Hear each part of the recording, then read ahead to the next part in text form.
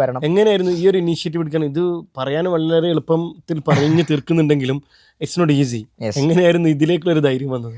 കാരണം ഞാനതിൽ നോക്കിയ സമയത്ത് എൻ്റെ അടുത്ത് ഞാൻ പറഞ്ഞല്ലോ നേരത്തെ പറഞ്ഞ പോലെ തന്നെ ഒരുപാട് ഇൻവെസ്റ്റേഴ്സ് ആയിട്ടുള്ള ആൾക്കാരൊക്കെ നമ്മൾ സംസാരിക്കുന്ന സമയത്ത് നമ്മൾ ഇൻവെസ്റ്റ് ചെയ്യുന്ന ഒരാളും ഇൻവെസ്റ്റ്മെന്റ് സ്വീകരിക്കുന്ന ഒരാളും ആയതുകൊണ്ടാണ് ഇതിന്റെ ക്ലാരിറ്റി ഗ്യാപ്പ് നമുക്ക് ഫൈൻഡ് ചെയ്യാൻ പറ്റും. കാരണം നമ്മൾ നല്ല നല്ല പ്രൊജക്റ്റുകൾ നാട്ടിലുണ്ട്, പുറത്താണെങ്കിലും നാട്ടിലാണെങ്കിലും നല്ല പ്രൊജക്റ്റുകൾ വരുന്നുണ്ട്, നല്ല ഓപ്പർച്യൂണിറ്റി ഉള്ള പ്രൊജക്റ്റുകൾ വരുന്നുണ്ട്. പക്ഷേ ഇതിന് പ്രോപ്പറായിട്ട് ഇൻവെസ്റ്റ് ചെയ്യാനും സപ്പോർട്ട് ചെയ്യാനും നമുക്ക് പറ്റുന്നതിൻ്റെ ഒരു അഡ്വാൻറ്റേജ് എന്ന് പറയുന്നത് നമുക്ക് ഒരു പ്രൊജക്റ്റ് അസസ് ചെയ്യാനും അതിനൊക്കെയുള്ള സിസ്റ്റംസ് ഉണ്ട്, ടീമുണ്ട്, അതിനുള്ള ഫെസിലിറ്റീസ് നമുക്കുണ്ട്. പക്ഷേ ഇതൊരു ഇൻവെസ്റ്ററിന് ഉണ്ടായിക്കൊള്ളുന്നില്ല. ഒന്ന്. രണ്ടാമത്തെ കാര്യം, ഇവരെ മോണിറ്റർ ചെയ്യാനോ ട്രാക്ക് ചെയ്യാനോ അവർക്ക് അറിയണമെന്നില്ല. ഇവർ പറയണ കേൾക്കാന്നല്ലാതെ അവരെ സ്ക്രൂട്ടൻ ചെയ്യാനോ അവരെ വാലിഡേറ്റ് ചെയ്യാനോ ഇവർ കൊടുക്കുന്ന ഡാറ്റാസ് വാലിഡേറ്റ് ചെയ്യാനൊന്നും ഇവർക്ക് നോളജും അവരസും ഉണ്ടായിക്കൊള്ളുന്നില്ല. അത് മാത്രമല്ല, ഇപ്പോൾ ഇവർ എടുക്കുന്ന സർവീസുകൾ, കാര്യങ്ങൾ ഏതൊക്കെ കമ്പനീസാണ് എടുക്കുന്നത്, അല്ലെങ്കിൽ ഈ സർവീസുകളൊക്കെ പ്രോപ്പറായിട്ടാണ് എടുക്കുന്നത്, അതിൻ്റെ ബില്ലിങ്സ് കറക്റ്റാണോ, അതിൻ്റെ പ്രോസസ്സുകൾ, അതിൻ്റെ ഔട്ട്കംസ് കറക്റ്റായിട്ട് വരുന്നുണ്ടോ. ഇപ്പോൾ ഈവൻ നമ്മളൊരു പ്രൊജക്റ്റിൽ ഫണ്ട് ചെയ്യുകയാണെങ്കിൽ തന്നെ, ഇൻവെസ്റ്റ് ചെയ്യുകയാണെങ്കിൽ തന്നെ അതിനൊരു മോഡലുണ്ട്. ഇപ്പോൾ ഞാൻ നേരത്തെ പറഞ്ഞ 3 വീക്ക് ട്രെയിനിങ് കഴിഞ്ഞ് കഴിഞ്ഞാൽ അവരുടെ കമ്പനി രജിസ്ട്രേഷനും ബാങ്ക് അക്കൗണ്ടും കാര്യങ്ങളൊക്കെ ഓപ്പൺ ആയിട്ടുണ്ടാവും, അവരുടെ ബിസിനസ് പ്ലാൻ റെഡി ആയിട്ടുണ്ടാവും. അപ്പോൾ അവർ അടുത്തൊരു മേജർ മൈൽ സ്റ്റോൺ അവർ കാണേണ്ടത് അവർ റവന്യൂ മേക്കിംഗ് ഒരു ഫസ്റ്റ് കസ്റ്റമേഴ്സിലോട്ട് എത്തി അടുത്ത സ്റ്റേജിലോട്ട് പോകുന്നത് എന്നുള്ളതാണ്. അപ്പോൾ അതുവരേക്കുള്ള സ്റ്റേജ്, ഇപ്പോൾ ഒരു എക്സാമ്പിൾ നമുക്ക് എടുക്കാം. ഇപ്പോൾ ഒരു കോഴ്സ് പ്രൊവൈഡ് ചെയ്യുന്ന ഒരു എട്ടെക്ക് അംഗീകരിക്കാം. അപ്പോൾ ഒരു എട്ടെക്ക് പ്രൊജക്റ്റായിട്ട് ഒരാൾ വന്നു, ആളെടുത്ത് ഇപ്പോൾ നിലവിൽ ആപ്പൊന്നുമില്ല, ആൾ ഒരു വാട്സപ്പ് ഗ്രൂപ്പും കാര്യങ്ങളായിട്ട് കുറച്ച് സ്റ്റുഡൻസിനൊക്കെ ആയിട്ട് ആൾ റൺ ചെയ്തുകൊണ്ടിരിക്കുകയാണ്. അപ്പോൾ അയാൾക്കൊരു LMS അല്ലെങ്കിൽ ആപ്പ് ഡെവലപ്പ് ചെയ്യണം. ഒരു ആപ്പ് ഡെവലപ്പിംഗ് ആയിരിക്കും ഫസ്റ്റ് ക്വാർട്ടറിൽ അവരുടെ മെയിൻ ഏരിയ വരുന്നത്. അപ്പോൾ അതുപോലെ തന്നെ അവരുടെ ഓപ്പറേഷൻസ്, അങ്ങനത്തെ റിലേറ്റ് ചെയ്തിട്ടുള്ള കാര്യങ്ങൾ, അവരുടെ ലീഗൽ കാര്യങ്ങൾ, അക്കൗണ്ടബിലിറ്റി, ഫിനാൻഷ്യൽ പൊസിഷൻസും കാര്യങ്ങളും, ഫിനാൻഷ്യൽ അലോക്കേഷൻസ് ഒക്കെ ഫസ്റ്റ് ക്വാർട്ടറിൽ ഇത്തരം കാര്യങ്ങളായിരിക്കും ഇവരുടെ ടാസ്ക് ആയിട്ട് വരിക. അപ്പോൾ നമ്മൾ ഒരു 10 lakhs ആണ് ഇപ്പോൾ അതിലോട്ട് ഇൻവെസ്റ്റ് ചെയ്യാൻ വിചാരിക്കുക. ഒരു 10% ഓണർഷിപ്പ് നമ്മൾ എടുക്കുന്നു. അപ്പോൾ 10 lakhs എക്സാമ്പിൾ പറയാം, അത് ഡിപ്പെൻസ് ഓൺ ദ പ്രൊജക്റ്റ് ആണ്. അപ്പോൾ നമ്മൾ 10 lakhs ഇൻവെസ്റ്റ് ചെയ്യുന്നു. അപ്പോൾ അത് ഒറ്റയടിക്ക് ഇൻവെസ്റ്റ് ചെയ്യല്ല ചെയ്യാം. നമ്മൾ ആദ്യം ഒരു 2.5 lakh ഇൻവെസ്റ്റ് വിചാരിക്കുക. ഈ പ്രോഡക്റ്റ്, ഈ ഒരു മൈൽ സ്റ്റോൺ നമ്മൾ കൊടുക്കും, ഒരു ടൈം ലൈൻ കൊടുക്കും, ഇതിന് ഇന്ന ഔട്ട്കം വരണം. അവരുടെ ആപ്പ് ഉണ്ടാക്കുന്നത് നിങ്ങൾ ഇക്കോസിസ്റ്റം തന്നെ ആയിരിക്കും. നമ്മുടെ സർവീസ് നമുക്ക് ഓൾറെഡി അവരുടെ സർവീസ് എടുക്കാൻ പറ്റും. നമ്മുടെ ടെക്കിൽ തന്നെ ഓപ്ഷനിലാണോ അല്ലെങ്കിൽ അവർക്ക് ഓപ്ഷനലാണ്. പക്ഷേ ഈ പറഞ്ഞ പോലെ തന്നെ അവർക്ക് ഫീസിബിൾ ആയിട്ടുള്ള റേറ്റ്സിലായിരിക്കും നമ്മൾ ചെയ്യുന്നുണ്ടാവുക. അതുപോലെ തന്നെ അവിടെ ആകുമ്പോൾ അഡ്വർടൈസ് എന്ന് പറയുമ്പോൾ ഇവർക്ക് ഡയറക്റ്റ് ആക്സസിൽ എപ്പോഴും അവൈലബിൾ ആയിരിക്കും. എന്ത് സപ്പോർട്ട് വേണമെന്നുണ്ടെങ്കിലും ഇവരെ ഇൻഹൗസ് സപ്പോർട്ടായിട്ടാണ് യൂസ് ചെയ്യാൻ പറ്റും. അതല്ലെങ്കിൽ ഉള്ളൊരു പ്രശ്നം എന്ന് പറഞ്ഞാൽ ഇവർക്ക് കുറച്ച് കഴിഞ്ഞാൽ പിന്നെ ടെക് സപ്പോർട്ട് ഇവരുടെ ഇൻഹൗസ് വേറെ കാണേണ്ടി വരും. അപ്പോൾ ഇങ്ങനെ ഒരുപാട് കോസ്റ്റ് അവിടെ കട്ടാവും. അപ്പോൾ ഇവർക്ക് ഒരു വളരെ കുറഞ്ഞ എമൗണ്ടിൽ, വളരെ കുറഞ്ഞ ക്യാപിറ്റലിൽ തന്നെ ഇവരുടെ പ്രൊഡക്റ്റ് ആളുകളിലോട്ട് എത്തിക്കാനും സെയിൽസിലോട്ട് എത്താനും പറ്റും. അതാണ് ഇതിൻ്റെ പ്രോസസ്. അതെ, അതാണ് അടുത്ത ഏരിയ വരിക. അപ്പോൾ നെക്സ്റ്റ് ക്വാർട്ടർ ഇവർക്ക് മൈൽ സ്റ്റോൺ വരിക. അപ്പോൾ ഈ ക്വാർട്ടറിൽ ഈ മൈൽ സ്റ്റോൺ അച്ചീവ് ചെയ്താലാണ് അടുത്ത ഫണ്ടിങ് ഇവർക്ക് കിട്ടുള്ളൂ. അപ്പോൾ നമുക്കൊരു ട്രാക്കിംഗ് ഉണ്ട്, അവരും റെസ്പോൺസിബിൾ ആയിരിക്കും. അതെ, ആ റെസ്പോൺസിബിലിറ്റി ഉണ്ടാവും. അപ്പോൾ ആ ഒരു ഫൗണ്ടർ പ്രഷർ അവർക്ക് അവിടെ ഉണ്ടാവുകയും ചെയ്യും. അതിനെന്തെങ്കിലും സപ്പോർട്ട് വേണമെങ്കിൽ നമ്മൾ ഗ്രോത്ത് മാനേജർ അവർക്ക് സപ്പോർട്ട് കൊടുക്കും.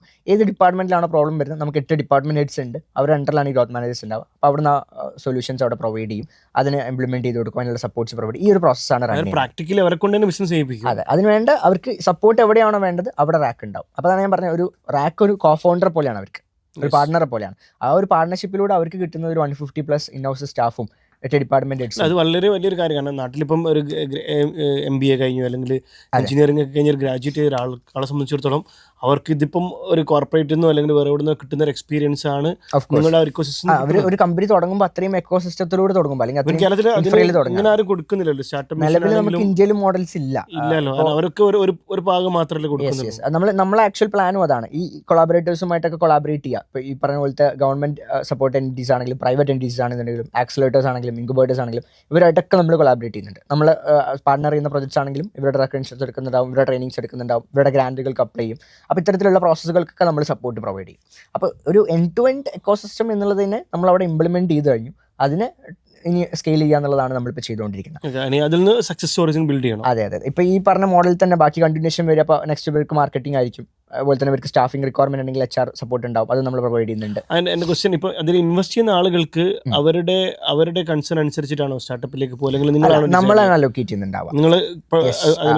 നമ്മൾ ഷെയർ ഹോൾഡേഴ്സിനെ ക്ഷണിക്കുന്നത് ആക്ച്വലി റാക്ക് ഇത്രയും വലിയ ഹോൾഡിംഗിലേക്കാണോ? അതെ, ഇതിൽ സിമ്പിൾ ആയിട്ടൊരു ട്രാക്ക് ഞാൻ പറഞ്ഞു. അപ്പോൾ നമ്മളെ പ്രൊജക്റ്റിനെ കുറിച്ചാണ് നമ്മളിപ്പോൾ സംസാരിച്ചത്. നമ്മൾ എന്ത് പ്രോബ്ലമാണ് സോൾവ് ചെയ്യുന്നത് നോക്കുകയാണെങ്കിൽ ഒരു സൈഡിൽ നമ്മൾ ഫൗണ്ടേഴ്സിൻ്റെ പ്രോബ്ലംസ്, നമ്മൾ ഈ പറഞ്ഞ പോലെ തന്നെ ഇത്രയും പ്രോബ്ലംസ് ഉണ്ട്.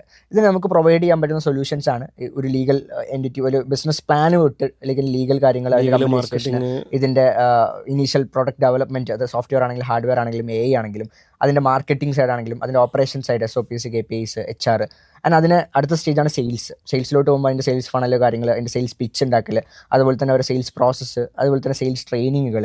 ഇനി അതിൻ്റെ അടുത്ത സ്റ്റേജ് ഇവർക്ക് സ്കെയിൽ ചെയ്യണമെന്നുണ്ടെങ്കിൽ ഇവർക്ക് വേണ്ട ഫണ്ടിങ് സപ്പോർട്ടും അതുപോലെ അടുത്ത സ്റ്റേജിലേക്കുള്ള ഇവർക്ക് വേണ്ട വാല്യുവേഷൻ റിപ്പോർട്ട്സ് കാര്യങ്ങൾ എടുക്കാനും ആൻഡ് ഇതിനെ ബാക്ക് ചെയ്യാൻ വേണ്ടിയിട്ട് നമുക്ക് കമ്മ്യൂണിറ്റി ഇനിഷ്യേറ്റീവ്സ്, ഒരു ഓണ്ടർപ്രണേഴ്സ് കമ്മ്യൂണിറ്റി, ഇൻവെസ്റ്റേഴ്സ് കമ്മ്യൂണിറ്റി, അതുപോലെ തന്നെ പ്രൊഫഷണൽസിൻ്റെ കമ്മ്യൂണിറ്റി, ഇവർക്ക് വേണ്ട റൈറ്റ് മെൻറ്റർഷിപ്സും ഗൈഡൻസും നമുക്ക് പ്രൊവൈഡ് ചെയ്യാൻ പറ്റും, ട്രെയിനിങ്സ് പ്രൊവൈഡ് ചെയ്യാൻ പറ്റും, കമ്മ്യൂണിക്കേഷൻ ട്രെയിനിങ് നമ്മൾ പ്രൊവൈഡ് ചെയ്യുന്നുണ്ട്.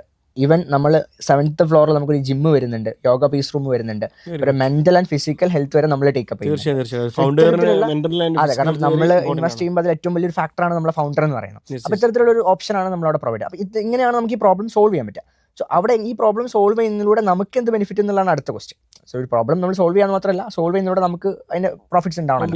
സോ നമ്മളെ സംബന്ധിച്ചിടത്തോളം ഇവരുമായിട്ട് പാർട്ണർ ചെയ്യുമ്പോൾ ഇത്തരത്തിൽ നല്ല നല്ല പ്രോജക്ട്സുകളിൽ നമുക്ക് നല്ലൊരു ഗ്രോത്ത് ഉണ്ടാക്കാൻ വേണ്ടി പറ്റും, നല്ല റവന്യൂ ഉണ്ടാക്കാൻ പറ്റും. ഓൾസോ നമ്മളെ കമ്പനീസിനാണ് ഇവർ സർവീസസ് ഒക്കെ ചെയ്യുന്നത്. സോ നമ്മളെ കമ്പനീസിൽ ഓൾസോ നമ്മുടെ ഇൻഫ്രയാണ് ഇവർ ഉപയോഗിക്കുന്നത്, നമ്മുടെ അമ്യൂണിറ്റീസ് ആണ്. അതിന് നമുക്ക് ഒരു ആക്സലറേറ്ററും അതുപോലെ ഒരു ഇൻക്യുബേറ്റർ ഫെസിലിറ്റി അവിടെ പ്രൊവൈഡ് ചെയ്യുന്നു.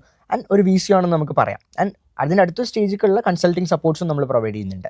ഇനിയിപ്പോൾ ഈ സപ്പോർട്ടുകൾ വേണ്ട, പാർട്ണർഷിപ്പ് വേണ്ട, ഒരു പെർട്ടിക്കുലർ സ്റ്റാർട്ടപ്പാണ്, ഒരു സ്കെയിലിംഗ് സ്റ്റേജിലോട്ട് നിൽക്കുകയാണ്, അവർക്ക് കൺസൾട്ടിങ്, ഈ ഒരു ഫെസിലിറ്റീസും നമ്മളുടെ മെൻറ്ററിങ്ങും ഗൈഡൻസും ആണ് വേണ്ടെങ്കിൽ നമുക്ക് കൺസൾട്ടിംഗ് എന്നുള്ള രീതിയിൽ തന്നെ. പക്ഷേ ഒരു നോർമൽ കൺസൾട്ടിംഗ് മോഡലല്ല. ഇവർക്ക് ഏത് ഡിപ്പാർട്ട്മെൻ്റ് ആണോ വീക്ക് ആയിട്ടുള്ളത് ആ ഗ്യാപ്പ് അനാലിസിസ് ചെയ്ത് അവർക്ക് വേണ്ട ഇംപ്ലിമെൻറ്റേഷൻ സപ്പോർട്ടുകളും ഈവൻ ആ ഒരു ഏരിയയിലും ഇവരുടെ ടീം വീക്ക് ആണെങ്കിൽ അങ്ങോട്ടുള്ള ഹയറിങ്ങും ഇംപ്ലിമെൻറ്റേഷൻ വരെ നമുക്ക് ചെയ്തു കൊടുക്കാൻ വേണ്ടി പറ്റും, ഡിപ്പെൻഡ്സ് ഓൺ ദ പ്രൊജക്ട്സ്. അപ്പം അതിന് കൺസൾട്ടിങ് ചാർജ്, അതെ, അപ്പോൾ അതിനനുസരിച്ചുള്ള റിക്കറിംഗ് ചാർജസും റവന്യൂ ഷെയർസ് ഒക്കെ വരും.